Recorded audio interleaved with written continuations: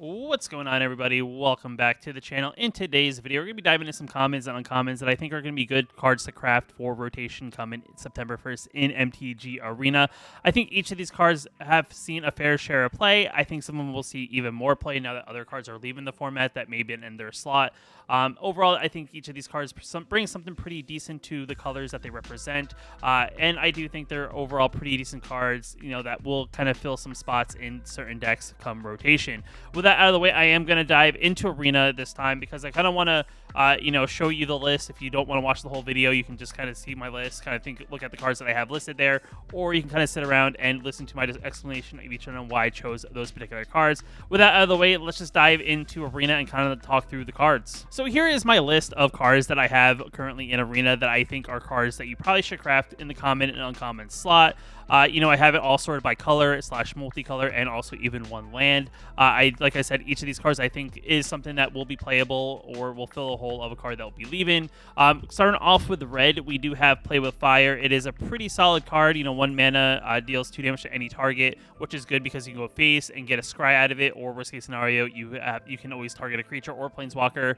And having instant speed removal is always very good. I also could consider Strangle to be pretty decent, but that can only go creature or planeswalker. I think Flameless Bolt is another one, but yet again, creature or planeswalker, though that one exiles. I still think Play with Fire is going to be a solid 1 mana shock kind of spell with a little bit of added benefit if it goes face. Next card up after that in the red slot is also Kamano. It's going to be a card you're going to see in most aggro decks that play red, as it is a solid 1-drop, even though it's not a creature, as it does 1 damage immediately. It makes your 2-drop that much better by making that creature come in the battlefield with additional +2, +1/+1 counter. And then on top of that, on the third chapter, you get the 2/2 haste creature that makes any source of creature be dealt damage by this turn, or that would die this turn from a creature you control, get exile instead of being put into the graveyard, so it stops the ability of graveyard triggers to happen. So Kamano is another solid card to probably have in your arsenal if you like to play aggro, and especially if you like to splash red or play red in aggro for the most part. Going on a blue, we have Consider. Consider is one of those cards. It's a pretty decent card in the sense that it's a 1 mana. Look at the top card of your library, you may put that card into your graveyard, and then draw a card. It's kind of like Surveil in a weird way, though it's not called Surveil, because Surveil kind of did the same exact thing. You could Surveil for a certain number, and then put any of those cards into your graveyard off the top of your library. But yet again, a solid card for 1 mana being common as well. It's definitely a card that will see a lot of play as well in Control, if not also in maybe more of those mono blue tempo-y style decks or spell decks for the most part, but definitely a solid card for only being a common. After that, we have Fate and Hope, a solid unsummoned with a little added bonus if you targets a creature mana value 3 or less. 1 mana, bounce a creature back to their hand, and the possibility of getting a scry, especially in the early game, is definitely very solid, and it also being instant speed, it also makes it pretty decent. Then we also have Slip Out the Back, 1 mana instant speed, put a +1/+1 counter on target creature, and then the creature phases out. Yet again, I think this is going to be one of those cool little trick plays that you can block something, maybe has lifelink or death touch, flicker it out by giving a +1/+1 counter, and then it phases out. Also allows you to protect a card from spot removal or even from board wipes, and then that creature comes back at the beginning of your turn with a +1/+1 counter. Overall, very solid card for only being 1 mana. Then we also have Make It Disappear. Here is another solid 2 mana counter target spell unless it's control phase 2. Essentially like a Jawari Disruption for the most part, but the benefit here is that if you have a creature with at least 1 power or greater, you can sacrifice it and create a copy of this by paying its casualty cost and essentially getting 2 counter spells for the cost of only 2 mana, and then the opponent would have to essentially pay 4 for each spell you target. But for the most part, you'd be doubling up on the same spell that you're trying to make them counter. So definitely another solid card I think will fit and work in the deck because it will replace the lack of space from Jawari Disruption. Though you don't get the land drop out of it, so that's the one downside to the card. So if they're out of that range of that being that possibility of having 4 mana open to them pay that cost, it does make it on the downside there, but still only being a common, still not a bad card to have in your arsenal when it comes to counter spells for blue. Then we have Homestead Courage in white to lead off. Homestead Courage is another solid card, only being a 1 mana sorcery. You get to put a +1/+1 counter on target creature. That creature gains vigilance at end of turn, and then you're able to flash it back, which allows you to cast it from your graveyard and essentially do the spell all over again at 1 mana, which makes it pretty solid as well. Definitely great for those aggro matchups where you want to be aggressive, but at the same time, too, you can lead back the creature and also be able to block. We do lose some of the tricks that we did get with Strixhaven with having the 1 mana spell that you get to put a +1/+1 counter on target creature. Then you get to learn by going into your learn board and essentially finding another spell to follow up with. I think this is another decent card that's saw play a lot in the Magecraft decks or those kind of tempo decks. But I still think it's another card you'll see pop up here and there as a little bit of a trick to be a little bit that much more aggressive in especially aggro decks. And like I said, only costing 1 mana. It is kind of a face-up pump spell because it is at sorcery speed, so you can't surprise your opponent with it. But still, nonetheless, a very good 1 mana +1/+1 vigilance spell. After that is Fleeting Spirit. Now, this is a card I'm actually very surprised when I kind of remember that this card was still in the format. It's a 2 mana 3/1, which already makes it pretty decent. It has 2 abilities, which I think is actually going to make it see some play in the fact that I think it's overall pretty decent. That for 1 mana, you can exile up to 3 cards from a graveyard, or from our graveyard, and then you give it first strike at the end of turn, which makes it a 3/1 first striker at the possibility of, getting rid of things from the graveyard. If you're playing a deck that doesn't really get things back, I mean, this is not a big deal, and only for 1 mana, giving a creature first strike at the cost of 3 cards from a graveyard is definitely very good there. And then on top of that, it has a discard ability that you can return it. You exile Fleeting Spirit and you return to the battlefield under its owner's control at the beginning of the next end step, which essentially is kind of like, either making it dodge removal, it's making it dodge board wipes, it's making it dodge a possibility of blocking into something that would Death Touch or Lifelink, and then flickering it out and then getting it back later. Overall, pretty decent card. It's definitely a card that, like I said, because I think mono white especially is losing a couple 2-drops, I do think this is going to be one of those cards that you'll see pop up here and there to kind of fill that spot, just to be another aggressive card that is, a pretty cheap card to cost for a 3/1. Yet again, I think back in M20, there was, I can't think of the name of the card off the top of my head. I have this deck set to standard, so I can't actually go look. But it was a 2 mana 3/1 that you could discard a card and give it indestructible, and that was the only ability that it had. I do think Fleeting Spirit is kind of like the same card in that essence, except that instead of indestructible, you get more of a flicker ability off the battlefield and get to return it back later. Yet again, another solid card. Like I said, I think this card will see play just because it is a pretty solid card for only 2 mana. Then we have Valor Stance as another good card. I think this is one of those cards that saw a lot of play, but it's one of those cards that aren't really good against Meathook Massacres. But I do think it's because it has versatility that I do like it as a card in general. It's a 2 mana, choose 1, you get to give target creature indestructible end of turn, or you get to destroy target creature with power 4 or greater. Kind of one of those things where, for common or uncommon, there's not many ways to directly remove a creature unless you spend a lot of mana to do so. And I do think that's kind of like the benefit of this card. It has a little bit of versatility, so if your opponent's playing like big things, you can possibly destroy those things. Or if your opponent's playing some sort of board wipes outside of Meathook Massacre or anything that gives -X/-X, this card will help you maybe protect that card from being destroyed in that process. Yet again, another card that maybe even if you only have 1 or 2 copies of it in your collection is probably more than enough, but definitely a good card nonetheless at being only an uncommon. Then going into black, we have Eaten Alive. Now this is a card that, like, why I'm kind of leaning that Eaten Alive will be pretty decent is because we lose Bloodchief's Thirst, which is a pretty solid 1 mana removal spell that can just remove planeswalkers and creatures for only 1 mana, and then you can kick it for additional 3 and it can remove anything. This one's not bad either because it's kind of doing the same exact thing. It is a little bit more expensive if you can't sacrifice a creature, you have to pay an additional 4 mana, but instead of destroying those cards, it exiles those cards so they don't even go to the graveyard, which is definitely very good. Though if you are a deck that has creatures that you don't mind sacrificing in the process, you can always sacrifice that creature, exile the creature or planeswalker, and you can do that all for only 1 mana, which is also makes it very, very good in only being a common. I do think this is a card that I think was a little bit underutilized because a lot of people were just leaning towards Bloodchief's Thirst for the most part. I do think this is kind of a card that doesn't fully replace Bloodchief's Thirst, but still does a pretty decent job in doing so for only 1 mana. After that, in the black, we have Infernal Grasp. 2 mana, destroy target creature, you lose 2 life. I think this is the best 2-drop removal, I think, even in current standard for the most part. The one problem is you do lose life, so in some situations when you start getting really low on life total, it's not one of the cards you really want to see for the most part. But nonetheless, for destroying any creature, regardless of toughness, power, whatever, you get to destroy it for only 2 mana, I think makes it a very solid staple that you'll, even if the next 3 sets of standard introduce other 2-drop removal, I still think this will be the best one. It's definitely just that good of a removal spell. After that, we go into Fellstinger, 3 mana, 3/2 Death Toucher, exploit zombies scorpion that when it exploits a creature, target player gets to draw 2 cards and lose 2 life.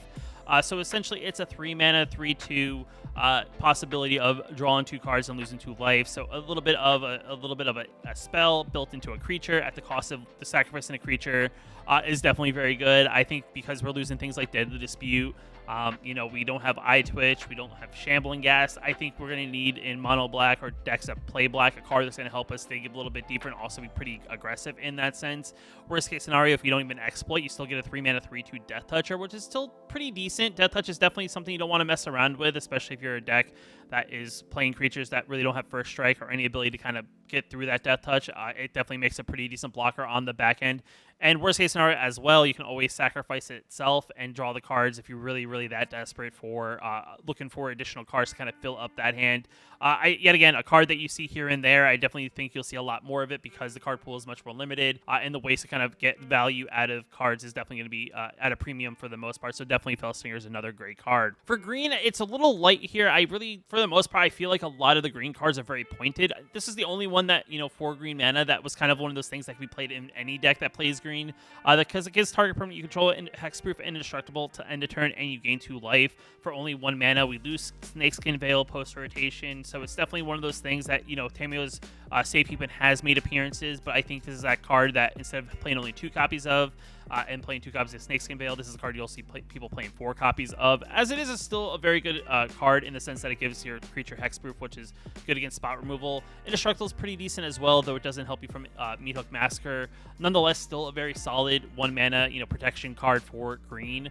And like I said, I couldn't really find any other green cards in the current standard that would make sense post rotation that could kind of fit in other decks. At one point I was thinking Jewel Thief as being a pretty solid 3-mana 3/3 Vigilance Trampler with creating a treasure token, but yet again it's kind of like is that good enough for the most part for only being a common or uncommon that would fit in most decks? And that's kind of why I didn't really lean into other cards, because they were very specific on what they were doing and what kind of decks they probably play in. So definitely one of those things that I kind of tried to look when I was coming to finding cards that could be good in multiples of decks. Then going into multicolor, this is kind of one of those tricky spots, because multicolored is kind of one of those things that not every deck is going to play these particular colors, but I do think if you're playing the Orzhov or possibly even playing Esper, Mardu, any of those 3-color decks, or even just Orzhov just straight up, it's definitely a good spell. It's a Rite of Oblivion. At additional cost to cast this, but you can sacrifice a non-land permanent, and then you exile non-land permanent, and for 4 mana you get to do this all over again. And what's good about this is that it's not you don't have to sacrifice a creature. You can sacrifice any non-land permanent. So if you have a treasure token, a blood token, if you just have an enchantment that's not really doing much, you can sacrifice that. And then the fact on top of it just exiles a permanent for 2 mana initially and then 4 mana later, it makes it definitely very good. I think you saw this card kind of hit and miss, but with the fact that we're losing Vanish Inverse, this could be a pretty decent replacement in the sense that though it's not instant speed, it is a sorcery, and it still kind of does the same thing at the cost of losing 1 non-land permanent in the process. So nonetheless, still a pretty decent card overall. Then we have Untainted Indulgence, yet again another card that I do think is very good. It's draw 2 cards and then discard a card unless you have 5 or more mana values among cards in your graveyard. I think that if you're a deck that plays a lot of cards with various mana values, there's a possibility that you can just draw 2 cards for only 2 mana. But I still think drawing 2 for 2 is still very good, even at the cost of discarding a card, because you're digging a little bit deeper into your deck for only 2 mana at instant speed. So you can kind of do this in reaction. You can kind of do this at end of turn kind of stuff. So it's definitely a very good card in that sense. Yet again, it can be played in control, can be played in more of a Dimir or Esper aggro. Mid-range, it's definitely a card that we'll see play if you're playing these colors. With the added benefit that if you can't get those 5 different mana values into your graveyard, you could possibly just draw 2 cards for only 2 mana. Instant speed still, nonetheless, makes it that good of a card. Last card up in the creatures and / non-land spells, we have Blood-Tithe Harvester. Another card that's a 2 mana 3/2. When it enters the battlefield, you create a blood token, and then you can sacrifice it, give target creature -X/-X, where X is twice the number of blood tokens you control, though you can only activate it as a sorcery. The reason why this card is very good because it's just a very solid 2-drop for being a 3/2 power. On top of that, the blood token is decent as well, even if you don't use this card to sacrifice to actually give target creature -X/-X. Having blood tokens are very good as well, because you can get rid of land cards that you don't need, discard them, and then get to draw a card in the process. So yet again, another card that's going to be very versatile. Definitely a card that Yet again, it is in Rakdos mana, but I did think I wanted to call it out as a card that's just that good that you probably want to have. That if you're playing these colors, you're probably more than likely playing this card as well. But overall, very solid card for only being uncommon. And then the last card up in this list, this is just, you know, one of those things that if you're someone who likes to play tribal decks where you play cards of a certain tribe, it's definitely another interesting card that to play in that kind of tribal deck. In Enters Battlefield, we get to choose a creature type. So if you're humans, if you're, I don't know, goblins, if you're zombies, if you're whatever tribe that would be relevant in the current standard, you can, you know, play this card, name that creature type. It creates colorless mana, and then if you were to add 1 mana of any color, you can spend this mana to cast any creature spell of the chosen or activate any ability of a creature or a creature of the card chosen type. So it's kind of like one of those things that it's technically a colorless land, but if you're playing a tribal deck, you can have it as like kind of a mana filter to kind of play a card of a particular color. Because sometimes, you know, the way the game works, you draw maybe 1 color of your 2-color deck, or 1 color of your 3-color deck, or 2 colors of your 3-color deck, and you're just missing that 1 other card. This will help you kind of maybe get through that. Just because, you know, we are a little bit early here in my video for talking about cards post rotation. We don't really know what's coming land-wise in Dominaria United, but I do think this is kind of one of those cards that we'll see play in a post rotation, as it is kind of that aggressive land that you can play in these creature decks that kind of lost pathways that kind of help them fix their mana to play their creatures on curve. This is another land that definitely fills that role, and only being uncommon still makes it that good as well. You know, so definitely one of those things that does come in the battlefield tapped. It's just overall pretty versatile for those tribal decks, so definitely a good play there. But with that out of the way, I mean, this is just kind of like a little small list of cards that I do think are good to add if you were looking to build up your collection of cards that I feel like are very versatile and are kind of like one of those cards you'll see in most decks that play of these colors. You know, there are a little bit of a wide range of decks. Some colors have a little bit more than others. Like I said, green's kind of lacking just because I feel like a lot of the cards there are pointed in various directions or tribes or mechanics, whereas, you know, some of the other colors have a little bit more to offer or a little bit more diverse in what they do in the uncommon and common slot. But out of the way, guys, I mean, let me know what you guys think down in the comments below. Are there cards that you enjoy that are in the common and uncommon slot that you do think that are good to have in your collection? I mean, it's always good to spread that information, so if you want to leave it down in the comments below. Is there any cards that you maybe, you know, cards that you also agree with here on the list? Let me know as well. If you like the video, hit that like button. It definitely helps out a lot. If you're new here, you want to post new videos like this one, hit that subscribe button. Until next time, I'll see you in the next video. Just want to give a special shout out to the channel members here on my YouTube channel. You can also become a channel member yourself down below the video, hitting that join button. It definitely helps out a lot, and I just appreciate you guys for your support.